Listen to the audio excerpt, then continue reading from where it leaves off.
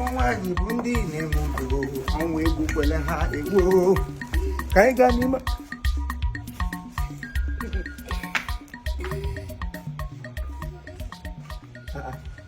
Baji. Sir.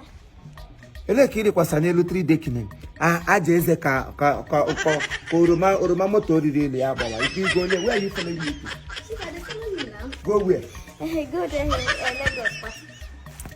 You dey follow me go Lagos. Where you know say I dey go? For Lolo Makama Ogbaja Patina. Chirepe. Lolo Makama.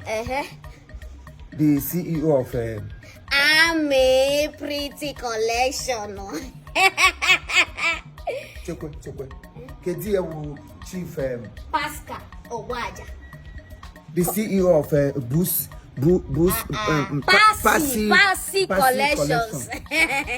Nefe aga China efe China ka amusu. Ball on n'elu efe China ya efe ba UK ya na munye.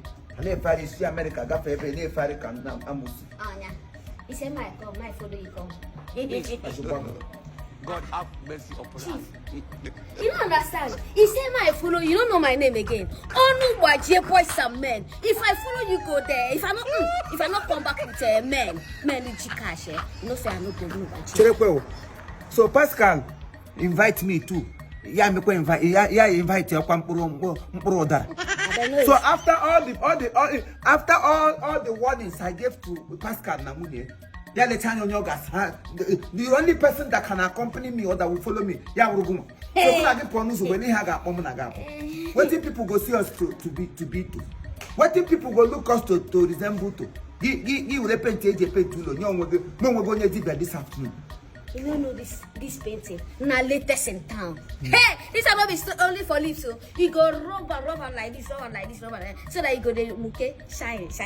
If I enter there, I go watch a press of men. Hey, 13th of July, I want Alam 1st of August. 13th of July, Alam 1st of August last year. Anyway, Wakama, birthday is blessed, amen, consecrated, amen, disintegrated, amen, uplifted, amen, interrogated, yeah, and amalgamated. English I would die since all the land like this. The other cake gawa. Mama ige bruising here gift and damn terrible graham. In that him from them. That is the clothes from their boutique last year. I carry alarm some of them. So I want to return it. Kahare alarm here. But they bought like this. He will give to me young mama. You will give me and say not to be over here. Then I don't understand though. And car will give God have mercy upon us. What did you see? I shot you. One I shot them more. Chebi one go chop waiting, one go by German and boy. If this thing were to be a man, you don't go fit carry him. Chief, I know fit carry him. I bet allow me my go. You see, I dress so. Look at me now. They happy. Carry this thing, dog. It's by boys and men, but you don't get stamina to carry ordinary ecolak bus. Ordinary trolley bus, you know if you carry him. Oh no, gabago ko wa ta. He got about boys and men. He got about this, he got about that. I can't get her. Get her konya baji onye okay go baji self is an understatement. He ha konya pieces.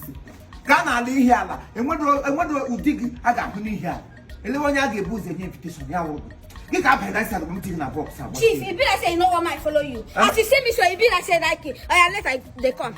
They come now. I want to be this now. Magabaji doko na word of junction. Give them on news. I'm not talking say me invite emekwe mpro o roman krisi. I know go again. Mama can them happy birthday. Ebo wo na itigre mo no maazi na the same aboard. Can be ko maazi bariam. Haga agbajiri women and boys. Here I come, Boli Bata East. Indian here, Lebalo. Happy birthday, long life and prosperity. You see, Kedige Kuoloku Basragi too much. You were very meek and honey woman. Yeah, why you will be man? Keep on being yourself. Keep on being a nice wife. Keep on being a supportive woman to your husband. And at the end, you will enjoy it. Your husband is a nice man. Thank you.